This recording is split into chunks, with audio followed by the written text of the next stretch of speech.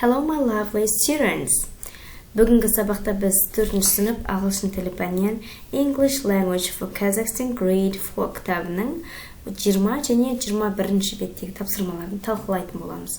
Exercise 1. Listen, point and repeat. Бірінші тапсырмада бізде суреттер мен сөздер берілген. Осы сөздерді аудармасымен жаттап алуымыз керек. Есімізге сақтауымыз керек. Бірінші, do the dishes, ыдыстарды жуу.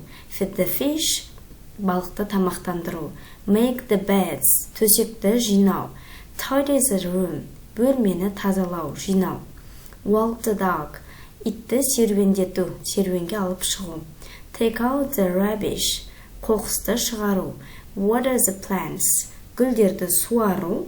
Do the shopping, дүкен аралау. Дәл осылай біз сөздерді есімізге сақтап жаттап шығуымыз керек.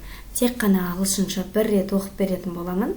Есімізге сақтап, артынан қайталап отырамыз. Do the dishes, feed the fish, make the beds, tidy the room, walk the dog, take out the rubbish, water the plants, do the shopping.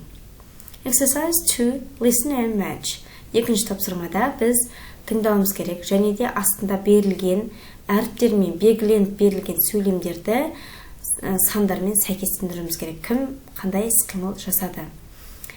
Judy бірінші C-ді белгілеп қойды. Judy walked the dog. Ол итті серуендеткен. Екінші Tom бізде take out the rubbish, қоқысты шығарды дейміз. Lucy make the beds. Lucy бізде төсектерді салады. Төртінші, Dad does the shopping, яғни дүкен аралайды. Mom waters the plants, гүлдерді суарады деп айтады. Exercise 3, let's play. Үшінші тапсырмада қане ойнайықшы дейді. Judy waters the plants. Judy гүлдерді суарады дейді. No, she doesn't, she walks the dog. Жоқ, олай емес. Ол итті серуендетеді дейді. Дәл осылай, осы жаңа бізде екінші тапсырмадағы адамдардың есімімен осылай сөйлем құрастыруымыз керек. Мысалға, Tom walks the dog, сонда Том итті серуендетеді десе, no, he doesn't, жоқ, олай емес. He takes out the rubbish.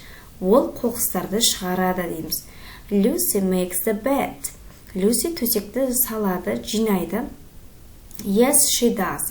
Солай дейді. Dad waters the plants. Әкем гүлдерді суарады. No, he doesn't. Жоқ, олай емес. He does the shopping. Ол шопинг жасайды. Mom makes the bed. Анам төсекті жинайды. No, she doesn't. Жоқ, олай емес. She waters the plants. Деп осылай сөйлем құрастырып әңгімелеседі екенбіз. Так, енді бізде 21-ші бетте ереже көрсетіліп тұр. Яғни зат есімдердің көпше түрлері, Грамматикалық ереже. Singular жекеше, plural көпше түр. Зат есімнің жекеше көпше түрі. Ал енді біз жекеше зат есімді көпше зат есімге ағылшын тілінде қалай аударамыз? Жалпы S жалғауын жалғау арқылы зат есімі көпше түрін беретінімізді білеміз, Book, books, pen, pens, bed, beds, clock, clocks деп, Мына жақта көрсетіп тұр. Bed, төсек, beds, төсектер, clock, сағат, clocks, сағаттар. Яғни S жалғаймыз. Бірақ барлық жағдайда S жалғай бермейміз дейді. Кейде ES жалғаймыз дейді. Қай кезде ES жалғаймыз? Мынау жекеше түрдегі зат есімдерге қараңдар. SS, O, X, CH, SH әріптермен аяқталса, онда біз S деміз, ES-ті жалғаймыз дейді. Glass, glasses, potato, potatoes, box, boxes, watch, watches, dish, dishes. Ал егерде зат есім жекеше түрде Y әрпіне аяқталып тұрса, онда Y-ды алып тастап, Y-дың орнына I-ды қоямыз да ES жалғаймыз дейді. IES-ті жалғаймыз дейді. Baby, babies.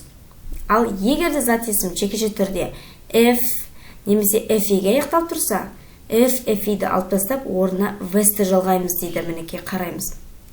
Scarf, scarves, knife, knives дейді. Irregular nouns деді. Яғни осы ережелердің ешқайсына бағынбайтын, өз ішінен жасалатын зат есімдер бар екен. Оларды біз жатқа жаттап алуымыз керек. Мысалы, child бала, children балалар, man ер адам, men ер адамдар, woman women әйел адам, әйел адамдар, foot feet аяқ, аяқтар, tooth teeth тістер, mouse mice тышқан, тышқандар, fish sheep sheep балық, балықтар, қойлар. Fish пен sheep ешқандай өзгеріске ұшырамайды екен. Жекешеде де көпшеде дәл солай болып қалады. Ал қалған сөздер өз ішінен өзгеріп жатыр, Енді бұл сөздерді біз жатқа жаттап алуымыз керек. Exercise 1. Write the plurals. Бізде бірінші тапсырмада жекеше түрде зат есімдер берілген, ал біз оларды көпше түрге айналдыруымыз керек. Бірінші car, cars, көлік, көліктер.